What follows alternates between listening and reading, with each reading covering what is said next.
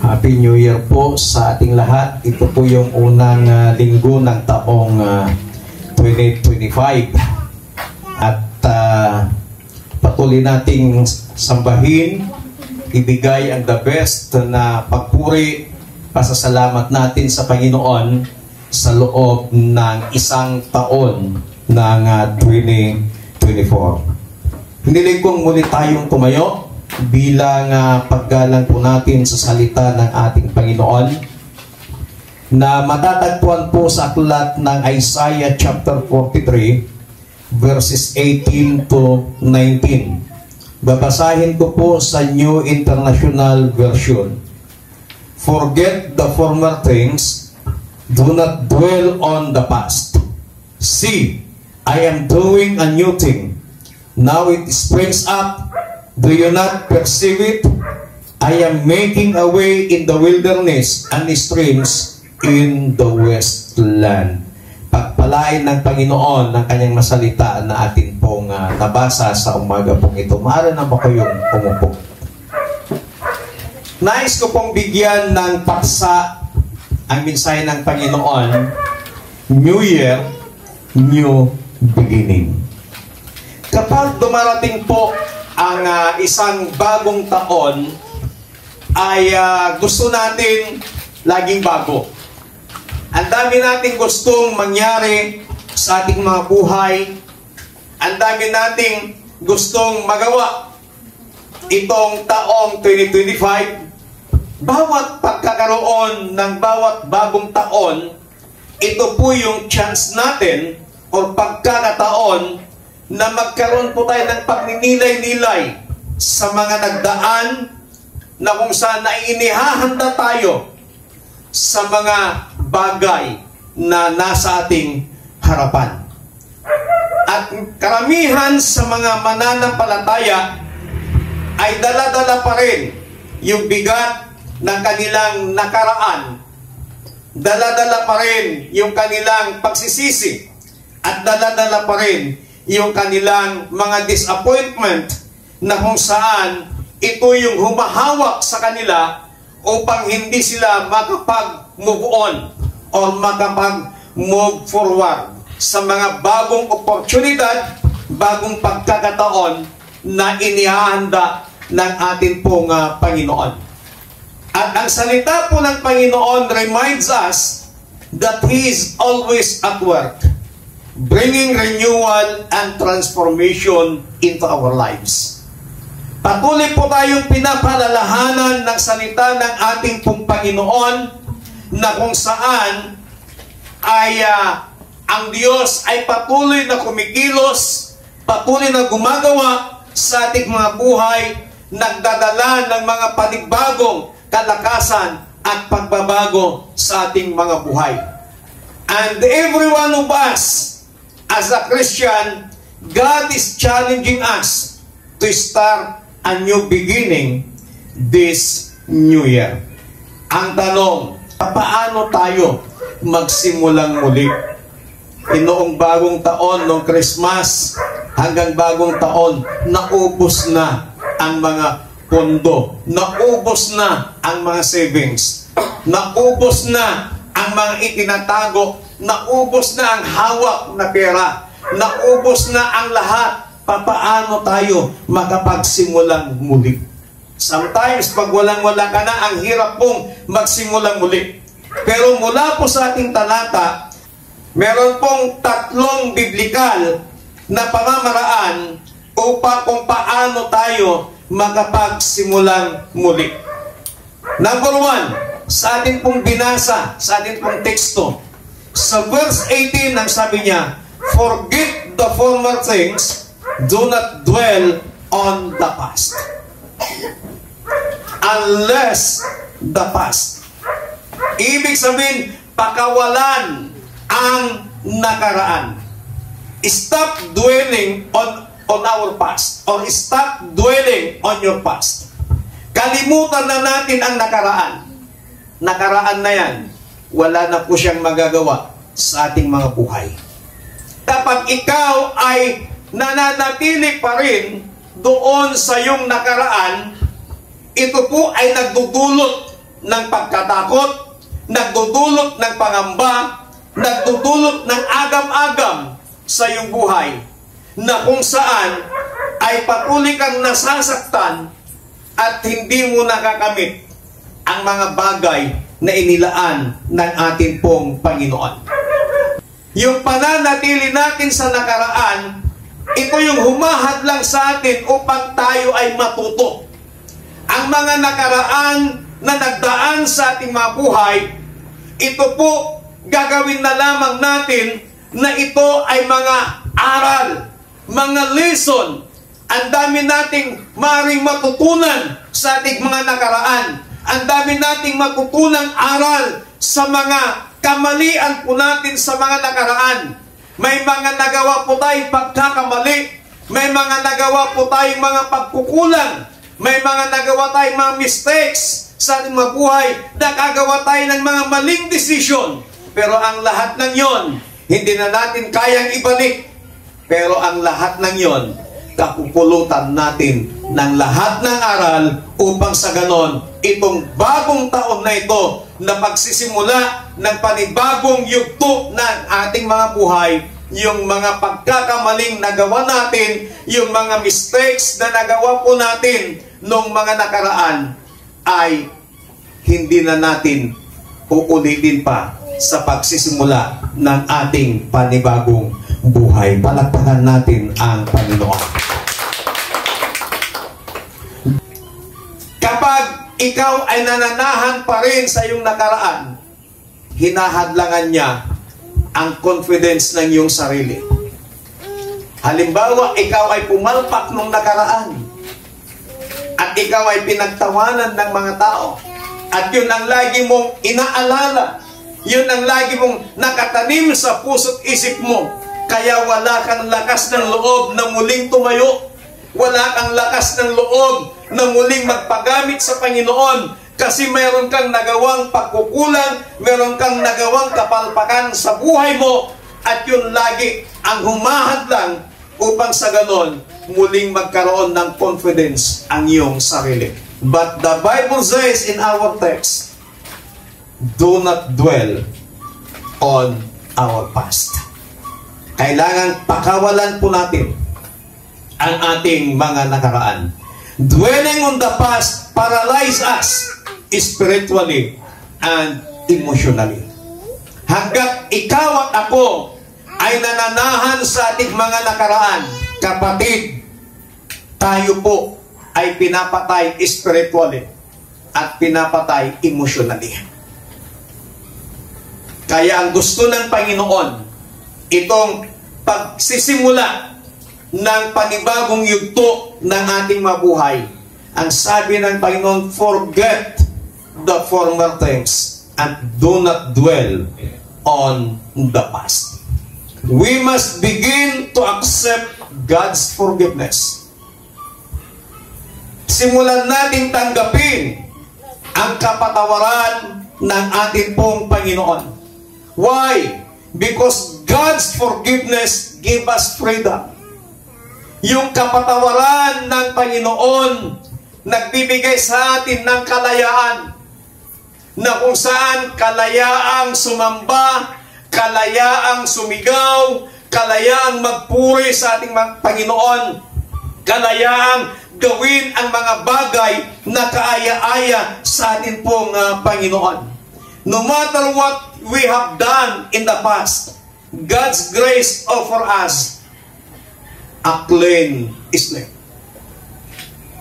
Kalimutan po natin yung mga kasalanang nagawa natin nung mga nagdaan na taon sa ating mabuhay.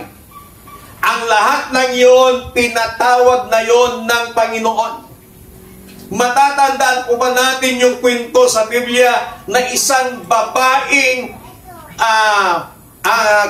ang babaeng ito, ang sabi ng Biblia, may terminong ginamit doon, pero ang termino natin ngayon, ito yung babae na kung saan ay tinatawag nilang kalapating mababa ang lipad. Ang babaeng ito ay iniharap sa ating Panginoong Hesus. At ang sabi nila, ng babaeng ito ay na-caught in the act na siya ay nakikipagrelasyon o may ginagawang kababalaghan, at ayon sa batas ni Moses, sabi nila, batuhin hanggang mamatay. Gumawa ng adultery ang babaeng ito, at ang sabi ng mga taong nagdala sa harapan ng Panginoong Hesus ang babaeng ito ay batuhin hanggang mamatay. Pero ano pong sabi ni Hesus sa kanila? Kung sino ang walang kasalanan, siya ang unang bumato.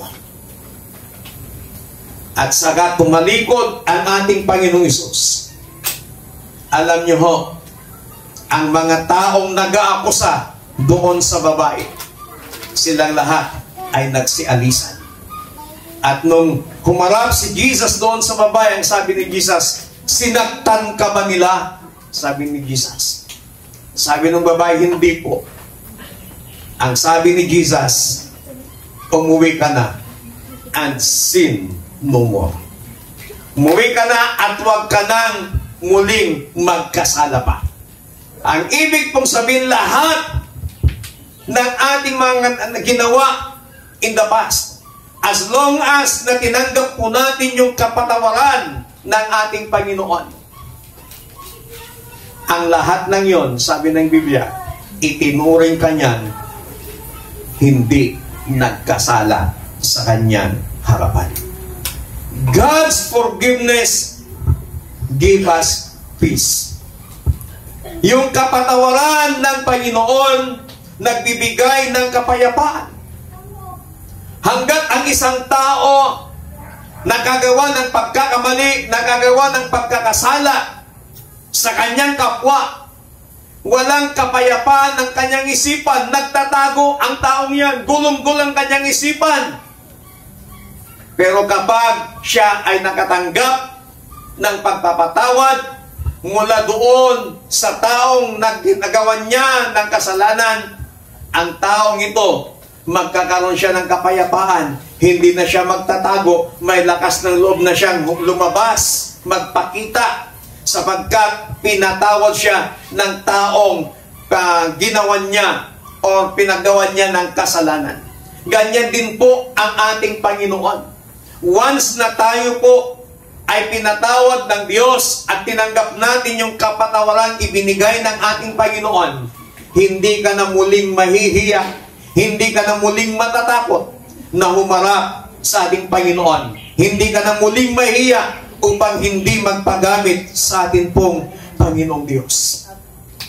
Matatandaan po natin yung buhay po ni Peter. 3 bisis na dininay ni Apostle Peter si Jesus Christ. But then, he was restored and empowered to lead the early church.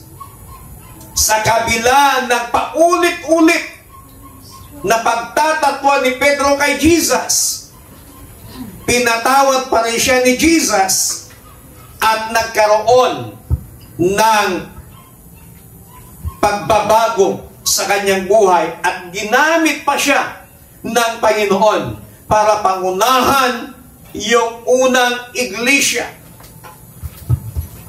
In the book of Acts. At makikita po natin nung nangaral si Peter, ang sabi ng Biblia, 3,000 ang naligtas. At araw-araw may mga idinadagdag ang Panginoon na naliligtas sa kanila. At araw-araw din sila na nag-fellowship, na nanalangin, nagpupuri sa ating Panginoon. God's forgiveness can renew and transform our lives so we can start a new beginning in our lives. Yung pagpapatawad ng Panginoon, kaya niyang baguhin ang ating buhay upang sa ganon, tayo po ay makapagsimulang muli ng panibagong yugto ng ating buhay. Kaya ang sinabi ng salita ng Panginoon, we must unless the past, or pakawalan natin yung ating mga nakaraan. We do not dwell on the past. Number 2 na dapat nating gawin kung paano tayo makapagsimulang muli itong taong 2025. Sa verse 19, ang sabi dito, "See, I am doing a new thing. Now it springs up. Do you not perceive it? I am making a way in the wilderness and streams in the wasteland."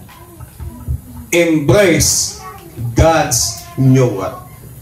Yakapin po natin yung bagong gawa ng ating pong Panginoon.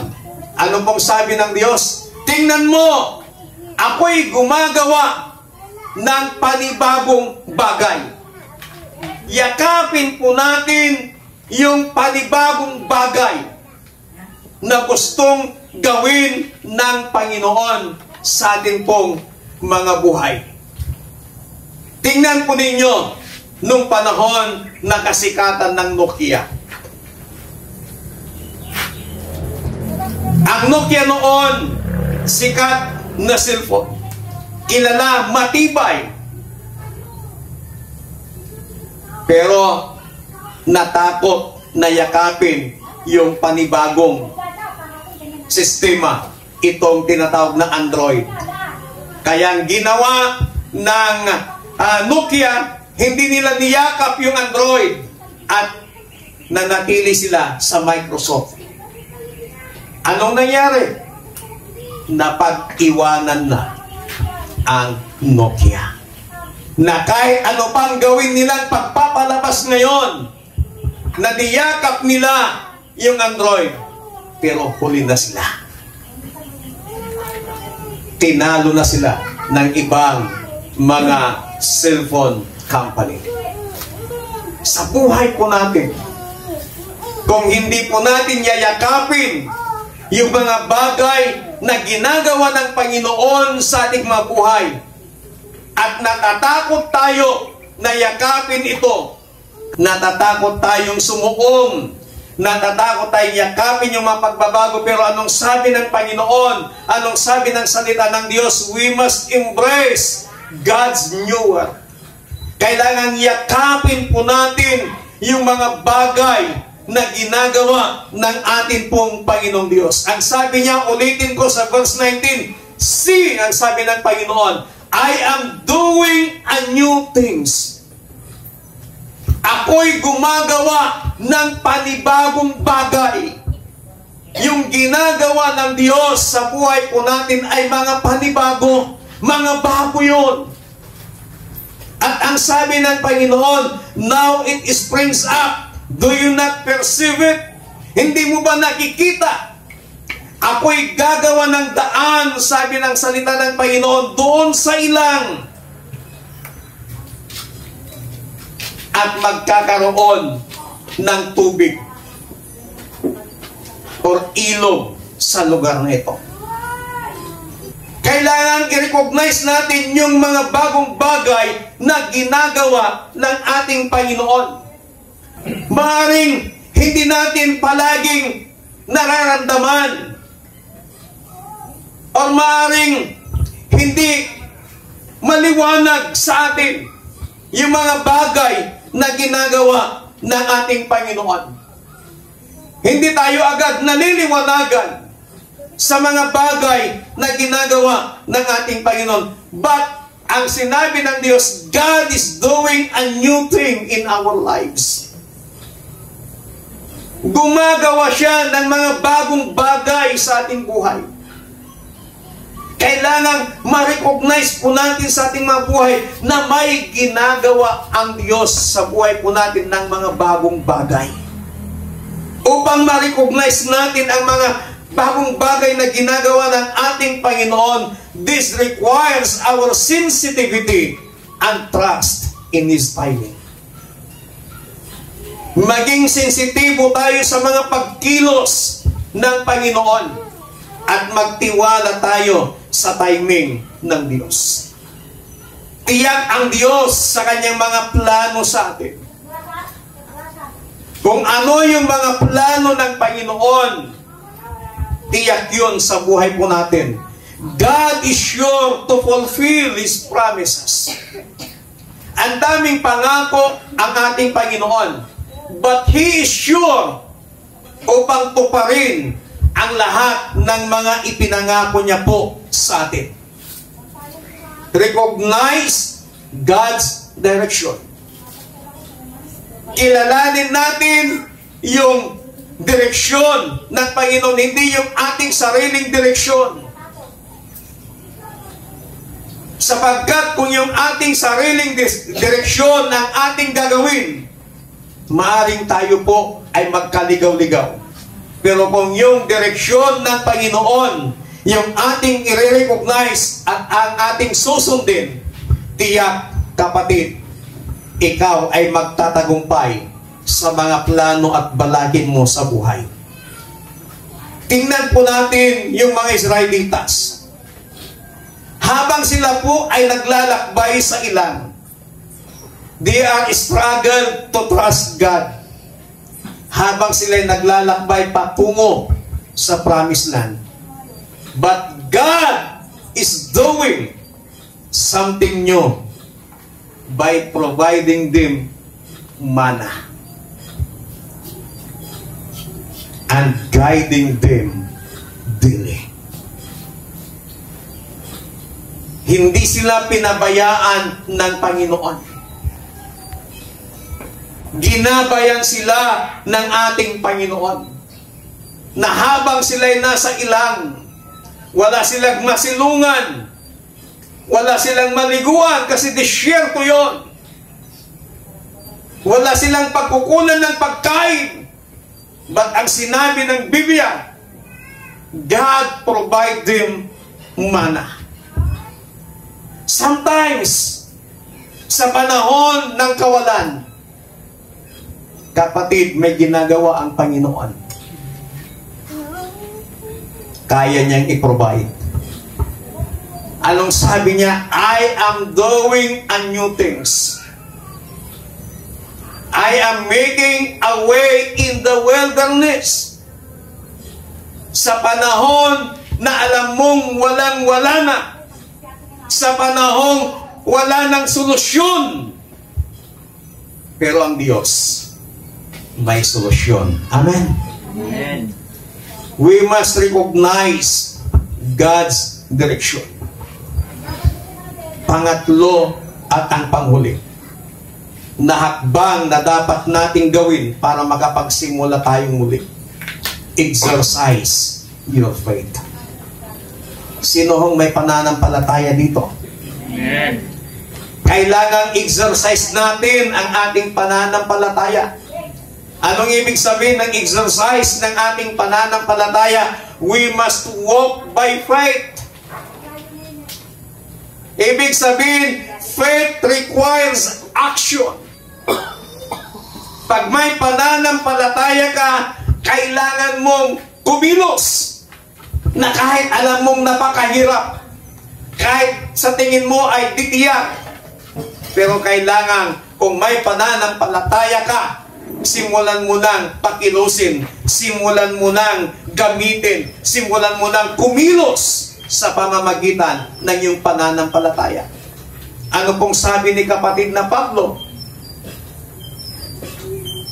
Hindi kami nabubuhay sa mga bagay na nakikita namin, kundi nabubuhay kami dahil sa pananampalataya.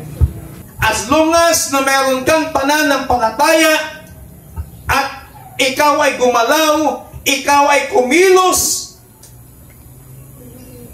sa iyong pananampalataya na hindi sa mga bagay na nakikita mo, na bagamat hindi mo pa nakikita sa iyong paningin yung resulta ng gagawin mong aksyon. Pero ang sabi ng Biblia, sa pagkilos mo sa pamamagitan ng pananampalataya, then you can see the things na ginagawa ng Panginoon sa buhay mo. Maalala niyo po ba si Peter nung siya'y lumakad sa ibabaw ng tubig. Habang siya'y nakasakay sa kanyang bangka, nakita niya si Jesus na lumalakad sa ibabaw ng tubig at napagkamalan pa niya itong multo. Anong sabi ni Jesus? Huwag kayong matakot, ako ito. Anong sabi ni Peter? Kung ikaw yan, Panginoon, hayaan mong ako'y makalakad sa ibabaw ng tubig. Anong sabi ni Jesus? Halika. Dahil may pananampalataya si Peter na makakalakad siya sa tubig, tinawag siya ni Jesus, halika. Anong ginawa ni Peter? Tumayo siya mula sa kanyang pagkakaupo sa kanyang bangka. And then itinas niya yung kanyang paa. Inilagay doon sa tubig. Nung maramdaman niya at makita niyang hindi lumubog ang kanyang paa, iniakbang din niyang isa. At dahil sa kanyang pananampalataya, nagawa niyang lumangkad sa ibabaw ng tubig. Ngunit, nung nakita niya ang malaking alon, nagkaroon siya ng doubt. At ang sabi ng Biblia, siya'y lumubog. At sa kanyang paglubog, sumigaw siya, Jesus, help me! Anong ginawa ni Jesus? Iniabot niya kaagad ang kanyang kamay kay Peter. Sometimes tayo po, mas nauna yung pagkatakot natin kaysa doon sa pananampalataya. We must exercise our faith. Kumilos tayo, gumawa tayo. At ang sabi ng Biblia sa aklat ng James, faith without work is dead. Ang pananampalatayang walang gawa ay patay. Kapag ikaw ay may karamdaman na kahiga sa banig, nanalangin ka't nanampalataya kang pinagaling ka ng Panginoon, anong gawa ang dapat mong gawin doon? Kailangan mong bumangon kasi nananampalataya ka na pinagaling ka na ng Panginoon. Hindi bumangon ka na. Amen? May pananampalataya ka, sabayan mo ng gawa yung pananampalataya. Trust in God's promises. Magtiwala tayo sa pangako ng Panginoon. Why? God's promises are always good for us. Lahat ng pangako ng Panginoon ay para sa ating mga kabutihan. Walang ipinangako ang Panginoon para sa ikapapahamak po natin. Pero ang sinasabi ng Biblia, lahat ng pangako ng Panginoon ay para sa ating mga kabutihan. Yung pagtitiwala natin sa Panginoon, ito yung hinahayaan tayo para tayo po'y makapagpatuloy na magkaroon ng pagtitiwala o confidence sa atin pong sarili. Pansinin po natin yung mga Israelita during the crossing of the Red Sea. Sila po'y nasa ilang. Nakorner na po sila.